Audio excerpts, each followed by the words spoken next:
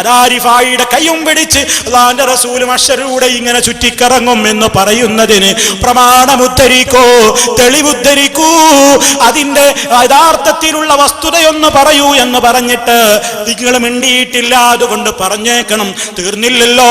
ഇനി അതാ എന്റെ പേരിൽ പറഞ്ഞവര് കളവെന്താണ്, നമ്മുടെ എല്ലാവരുടെയും പേരിൽ പറഞ്ഞവര് കളവെന്താണ്? നാം പറയാത്തൊരാശയം നമ്മൾ പറഞ്ഞു എന്ന് പറഞ്ഞിട്ടുണ്ട്. അതെല്ലാ പ്രസംഗത്തിലും പറഞ്ഞിട്ടുണ്ട്.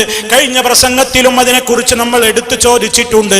മറുപടി തന്നിട്ടില്ലല്ലോ. കേട്ടോളൂ ആ കളവും. പറയാണ് ഇവർക്കൊരു വാദം, എന്തേ ജീവിക്കുന്ന കാലത്ത് ദ്വാരക്കാൻ പറഞ്ഞാൽ കാഫിറാവും. ഇങ്ങനെ ജീവിച്ചിരിക്കുന്ന ഒരാളോട് ദ്വാരക്കണോ എന്ന് പറഞ്ഞാൽ കാഫിറാവും. അങ്ങനെ ഒരു വാദം അത് ഞാൻ ഇവിടെ മുമ്പ് ഉദ്ധരിച്ചു.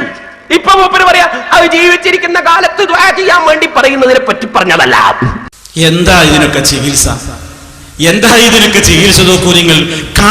കളവ് എന്ന 101 ആവർത്തിച്ച കളവ് കൃത്യമായി പറയാ. ഇതാപ്പ കരയുദ്ധക്കാരന്റെ വലിയ ആയുധം. ഇങ്ങനെ നൊണ ബോംബ് പൊട്ടിച്ചിട്ട് കരയുദ്ധം കൊണ്ട് മുന്നോട്ട് പോകാനാണ് പരിപാടിയെങ്കിൽ കുറച്ച് വിഷമിക്കേണ്ടി വരും കേട്ടോ എന്ന് വളരെ വിനീതമായി തന്നെ ഉണർത്തുകയാണ്. അത് തന്നെയാണ് ഇനിയും പറയാനുള്ളത്. നമ്മൾ ജീവിച്ചിരിക്കുന്ന ഒരാളോട് പോയിട്ട് നിങ്ങൾ എനിക്ക് വേണ്ടി ദുആ ചെയ്യണേ എന്ന് പറഞ്ഞാൽ അതും ശിർക്കാണ് എന്നാണ് മൗലയുടെ അഭിപ്രായം എന്നാണ് ഇപ്പൊ നമ്മളെ പേരിൽ ആ കളവ് പറഞ്ഞത്.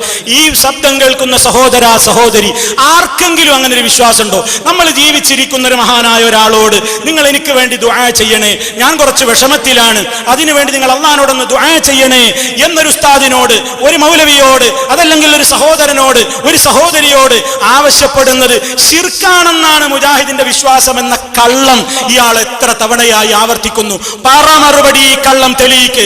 എവിടെ എഴുതി? ആര് പ്രസംഗിച്ചു? തെളിയിക്കാൻ നിങ്ങളെ കൊണ്ടാവില്ല. ഇലാ യൗമിൽ ഖിയാമ ആവില്ല. വളരെ കൃത്യമാണ്. അതുകൊണ്ട് നിങ്ങൾക്ക് യൗമിൽ ഖിയാമ കക്കണ പരിപാടി ഉണ്ട്. യൗമിൽ ഖിയാമ കക്കണ പരിപാടി നിങ്ങൾക്കുണ്ട്. അതെന്താണ്? അതിന്റെ സന്ദർഭത്തിൽ ഞാൻ വിശദീകരിക്കാൻ പോകുന്നുണ്ട് ഇൻഷാ അല്ലാഹ്. അതിന്റെ മുമ്പേ ഒരു കാര്യം പറയട്ടെ. അതെന്താ? ഇനി